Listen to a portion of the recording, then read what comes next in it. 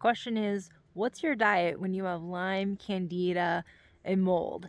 So these were three of the many things that I experienced for over a decade. And I had various fluctuations in my diet as I learned, one, what my body was really asking for and needing, learning about Ayurveda was a huge thing in my life, and how to intuitively eat.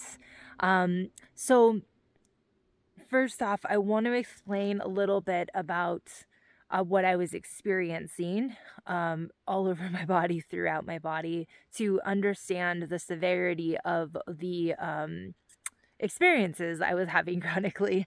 I had candida on my skin. My face was completely broken open in rashes most of the time, and rashes through down my arms, on my chest.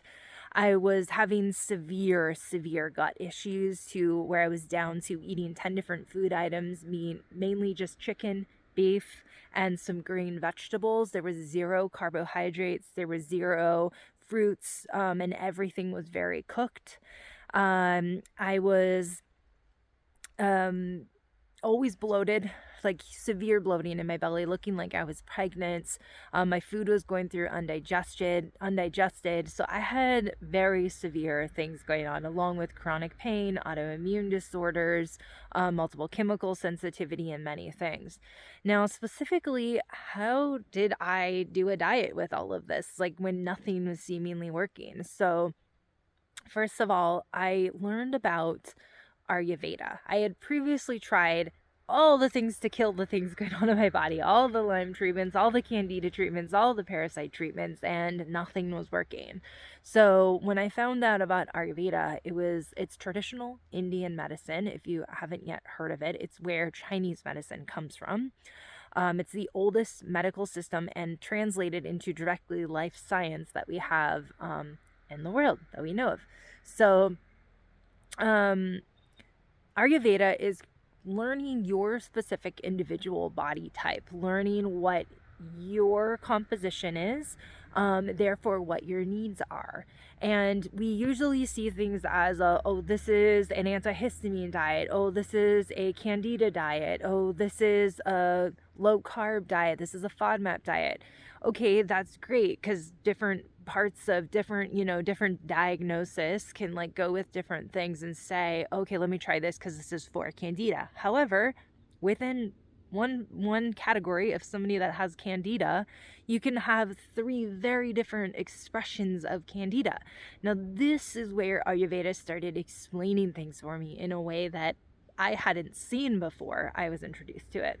So there's three main body types in Ayurveda. I have an online course on my website that's linked down below if you'd like to check this out and find out all about this for yourself and what your doshas are, what your body type is.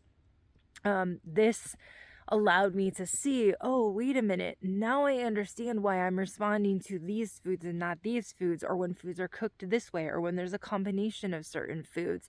And I could stay within the parameters of different things that I needed, like I was having sensitivities to pretty much absolutely every food out there. So I was able to kind of start to dial in and see, like, okay, what do I need at these different times to help with these different things?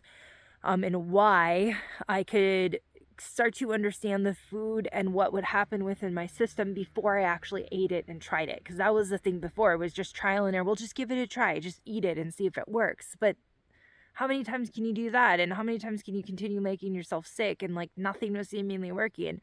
Then I understood, okay, this is giving me a roadmap of what my body needs before I actually try to eat this, and to see what my body is actually needing.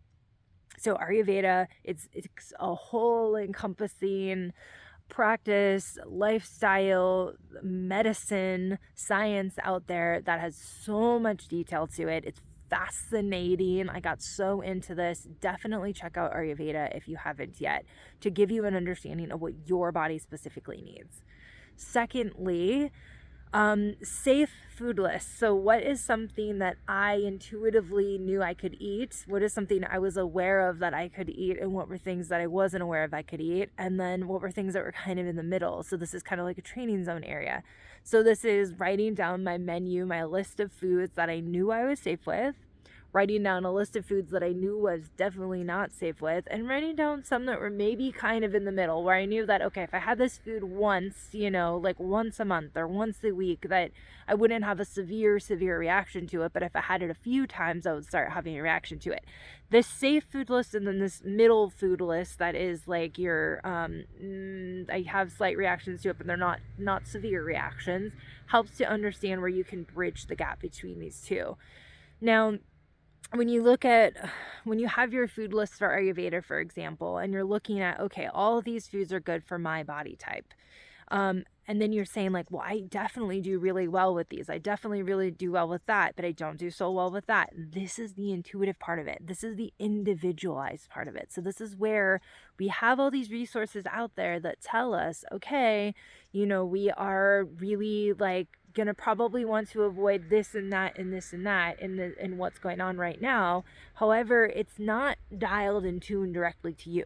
So it's still like, this is where there's that intuitive part of it that comes in to say, okay, well, what are the foods that I actually really feel good with here? What are the foods that I feel okay with?